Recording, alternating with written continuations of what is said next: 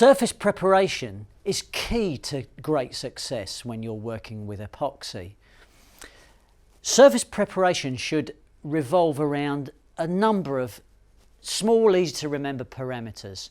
Surfaces should be clean, surfaces should be dry, surfaces should be well abraded. Now, if we look typically at some kind of techniques that are very, very important with modern boat building, joint and surface preparation is very important here. Here you see we have a scarf joint. And if I take this scarf joint and I sight it against the light, you might be able to see that there is just some burnishing from the action of the plane.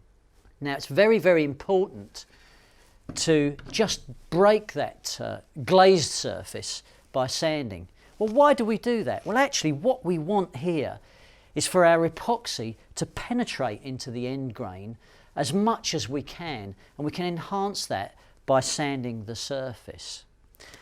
Surface prep is very, very important for oily woods. When we're talking about teak, which contains a lot of oil, then we would certainly want to clean that surface oil with acetone with a clean paper towel, dry it out before we either coat or bond the teak. Sandpaper is an important thing to consider. Always purchase good quality grit paper or abrasive paper. We generally recommend for strong, robust epoxy joints, 80 grit paper is the one to buy. And buy a good brand. Don't buy a cheap brand. If you buy a cheap brand of grit paper, it will leave lots of contamination, lots of grit on the surface of your work. And remember, we want this to be clean, dry and well abraded.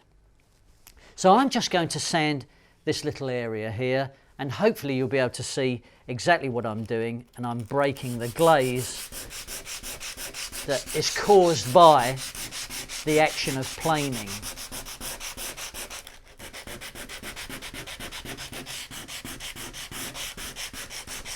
Notice I haven't gone right up to the edges because we want a really fine edge here for a scarf joint. It's important that you just sand just slightly shy of the edges. Now, if I just use a brush to dust this off, and of course we don't want any dust left on here because again it will contaminate and compromise the joint. Perhaps if you're working in a boatyard, you may be tempted to use an airline to blow this off. Well, actually an airline is not a good idea because the airline will contain lots of contamination and again could compromise the glue joint. But we can see here that already we've actually broken the glaze on the surface of our scarf joint. And what this will do, it will allow the epoxy to really penetrate into all this end grain and provide a really, really robust joint. Really best practice.